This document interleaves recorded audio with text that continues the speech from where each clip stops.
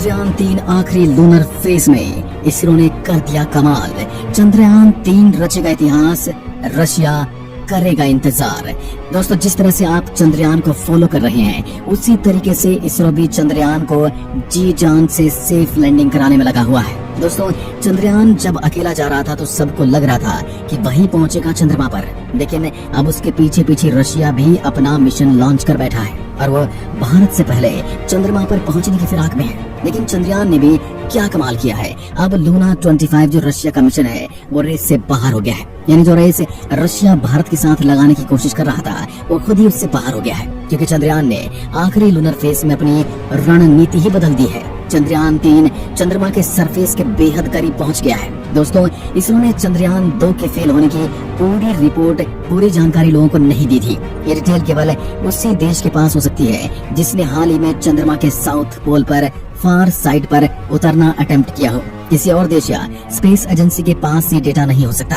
और सबसे बड़ी बात तो ये है, चंद्रयान-2 मिशन फेल होने के बाद भी उसका ऑर्बिटर पूरी तरह से काम कर रहा है और ये दुनिया के सबसे हाई रेजोल्यूशन कैमरों से लैस है और उसके पास मौजूद है चांद की सबसे बेस्ट तस्वीरें और चांद की सतह का पूरा कच्चा चिट्ठा। ऐसी सिचुएशन में रूस को डिसएडवांटेज मिलने वाला है और दूसरा, उसे चंद्रमा के साउथ पोल पर उतरने का पहले कोई एक्सपीरियंस भी नहीं है। भले ही 47 साल पहले वो कितना ही जबरदस्त क्यों ना रहा हो, लेकिन आज के समय में रशिया चाइना से भी पीछे रह गया है। हाल ही में इसरो चीफ सोमनाथ ने Indian institute science of Bengaluru में एक लेक्चर दिया था। उस लेक्चर के वीडियो काफी ज्यादा वायरल हुए थे और इसमें दिखाया गया है कि कैसे चंद्रयान-2 फेल हुआ और चंद्रयान-2 ही चंद्रयान-3 का रास्ता आसान कर रहा है। चंद्रयान-2 ही चंद्रयान-3 को हर कदम कदम पर रास्ता समझा रहा है। चंद्रयान-2 के साथ क्या हुआ था लैंडिंग के दौरान, आइए समझने की कोशिश करते हैं। चंद्रयान-2 चंद्रमा की तरफ सही दिशा में जा रहा था। चंद्रयान-3 आज की तारीख में चंद्रमा के चक्कर काट रहा है, तो एक सर्कुलर मूवमेंट, एक हॉरिजॉन्टल मूवमेंट कर रहा है चंद्रमा के इर्द गिर्द। अब यहाँ पर एक हॉरिजॉन्टल वेलोसिटी है और एक वर्टिकल वेलोसिटी है। अब हम उसकी स्पीड कम करेंगे, उसकी घूमने की स्पीड कम करेंगे तो वो साइड बेस तो मूव करेगा ही, साथ ही स्पीड कम होने की वजह से धीरे धीरे उसकी वर्टिकल वेलोसिटी भी बढ़ने लग जाएगी। यानी वो चांद की ओर बढ़ना शुरू हो जाएगा। चांद का गुरुत्वाकर्षण अपना काम करना शुरू कर देगा, वो भी धीरे धीरे बढ़ती जाएगी और उसके ऊपर से नीचे गिरने की जो परिधि है, जिस परिधि में वो घूम रहा है, उसका घेरा धीरे धीरे श्रिंक होता जाएगा, छोटा होता जाएगा और धीरे धीरे चंद्रयान-3 चांद के करीब आता जाएगा।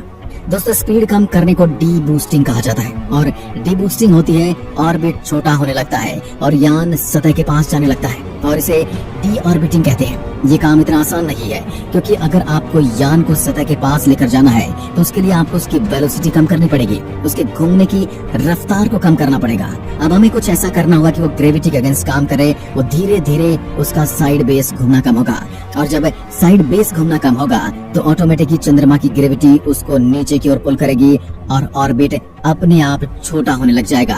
तो यहाँ पर ओरिएंटेशन बहुत मायने रखता है। ओरिएंटेशन कहने का मतलब है, पहले जो चक्कर काट रहा था वो हॉरिजॉन्टल है, उसे नीचे आते समय वर्टिकल करना पड़ेगा। ये बहुत जरूरी लम्हा था चंद्रयान के लिए और जब वो 30 किलोमीटर की हाइट पर था तो उसे 7 से 8 किलोमीटर की हाइट तक उसे लाया जाना था, जिसे रफ ब्रेकिंग फेज कहते हैं। इसमें वो आराम से आना था और इस समय न तो उसके कैमरे सही से काम करते हैं, इसके जो कैमरे हैं वही इसकी आंखें भी हैं, यही इसको पूरी सतह की जानकारी देते हैं। इसकी इंद्रियां हैं, वही जितनी इंफॉर्मेशन खींचेंगे उसी इंफॉर्मेशन को रीड करके कहाँ उतरना है ये उसका आर्टिफिशियल इंटेलिजेंस कॉन्फ़िगर करेगा। यान की सतह की कितनी दूरी है ये सभी जानकारी चंद्रयान के लैंडर को देता रहेगा। अब उस समय वो चीज काम नहीं करती, बल्कि इनर्शियल वेलोसिटी सिस्टम काम करता है और वो बताते हैं कि नीचे उतरने में उसकी स्पीड कितनी रखनी चाहिए। फिर ये फेज पूरा होता है जब 8 किलोमीटर तक पहुंच जाता है। उसके बाद 8 किलोमीटर से 5 किलोमीटर में आना पड़ता है, 5 किलोमीटर से 2 किलोमीटर और उसके बाद फाइनल ब्रेकिंग फेज शुरू हो जाता है। यानी यहाँ पर आकर फाइनल ब्रेक लगाए जाते हैं, इसकी घूमने की गति को रोका जाता है। अब ये पावर्ड ब्रेक फेज होता है, जहाँ 8 किलोमीटर की हाइट से नीचे की ओर आना होता है और इसे पावर्ड ब्रेकिंग फेज भी कहा जाता है। जब थ्रस्टर्स शुरू हो जाते हैं और जब लूनर ग्रेविटी चंद्रयान को अपनी तरफ खींचती रहती है, तभी अपने थ्रस्टर्स को अपोजिट साइड यानी सरफेस की तरफ अपने गिरने की स्पीड को कम करता जाता है। यानी कि इसके थ्रस्टर्स ग्रेविटी के अगेंस्ट काम करते हैं। हम 0 की स्पीड में पहुंचना है, तभी हम लैंड कर पाएंगे। अब यहाँ पर कैमरा कोस्टिंग फेज चलता है। जब ये 8 किलोमीटर की हाइट पर चंद्रयान 2 पहुंचा, तब इसे इस तरह से डिजाइन किया गया था कि अब ये चक्कर न काटे, अपने आप को ओरिएंट न करे अलग अलग डायरेक्शन में। जैसे मोबाइल से फोटो खींचते हैं तो उसमें एक ऑटो फोकस वाला और एक खुद से फोकस वाला मैनुअल सिस्टम होता है। ऑटो फोकस थोड़ा टाइम लेता है और उसको जिस चीज पर फोकस करना होता है वो ऑटोमेटिकली फोकस कर देता है, वरना आपकी उंगलियों से फिक्स रिंग को घुमाकर उसे फिक्स करना पड़ता है। इसे कैलिब्रेशन कहते हैं। ये कैलिब्रेशन उस कैमरे को भी करना पड़ता है, हालांकि वो काफी हाईटेक होता है और बहुत जल्दी और बहुत तीव्रता से करता है, और उसके लिए भी टाइम लगता है।